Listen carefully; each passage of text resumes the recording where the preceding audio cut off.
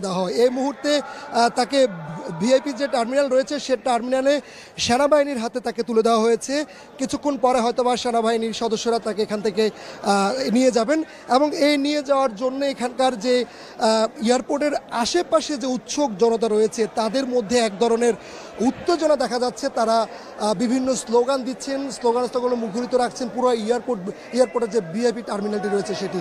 আমরা দেখতে পাচ্ছি যে এখানে জনতা দাঁড়িয়ে আছে, তাদের যে ক্ষোভ তারা সেটি প্রকাশ করার চেষ্টা করছে এবং বলছে যে বৈষম্য ছাত্র আন্দোলনের যে আন্দোলন সে আন্দোলনকে ক্ষতিগ্রস্ত করার জন্য, বন্ধ করার জন্য এই পলক ইন্টারনেট বন্ধক সংযোগ করে দিয়েছে। বিদেশি যারা রেমিটেন্স যোদ্ধা রয়েছে তারা তাদের জন্য দেশের টাকা ফেরাতে পারে নাই, কোনোভাবেই তারা সেগুলো করতে পারে নাই।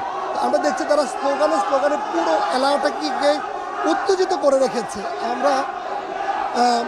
আমরা দেখানোর চেষ্টা করছি যে এখানকার যে অন্য যে আইন শৃঙ্খলা বাহিনীর সদস্য রয়েছে, অর্থাৎ এয়ারপোর্টের নিরাপত্তা কাজে নিয়োজিত যারা রয়েছে তারা বারবার চেষ্টা করছে তাদেরকে ঠান্ডা করার জন্য, তারা যাতে কোনোভাবে কোনো বিশৃঙ্খলা না করে। এবং সেনাবাহিনীর যেসব সদস্যরা রয়েছে তাদেরকে এই মুহূর্তে আমি যদি একটু দেখানোর চেষ্টা করি তাদেরকে এই মুহূর্তে সেনাবাহিনীরা ওইখানে পলককে রাখা হয়েছে এবং সেনাবাহিনীর বিপুল সংখ্যক সদস্য উপস্থিত রয়েছে যাতে করে কোনো অপ্রীতিকর কোনো ঘটনা না ঘটে।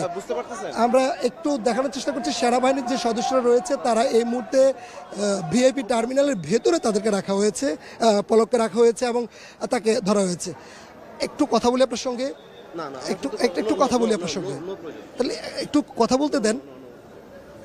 আমরা একটু দেখানোর চেষ্টা করছি যে এখানে যে টার্মিনালটি রয়েছে সে টার্মিনালে তাকে মূলত আটক করা হয়।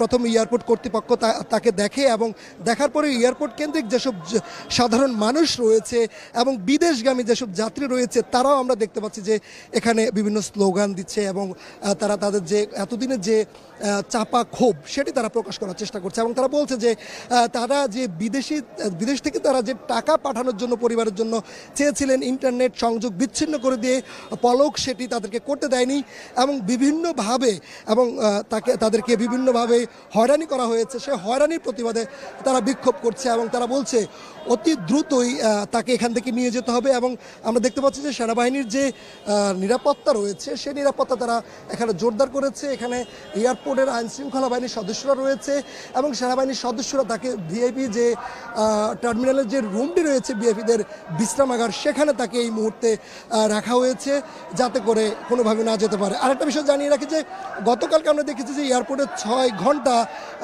সব ধরনের ফ্লাইট বন্ধ ছিল এবং সবগুলা ফ্লাইট বন্ধ থাকার কারণে যাতে করে কেউ পালিয়ে যেতে না পারে বাংলাদেশ থেকে, যারা বিভিন্ন এমপি মন্ত্রীরা রয়েছে যারা বিভিন্ন অপরাধ করেছে তারা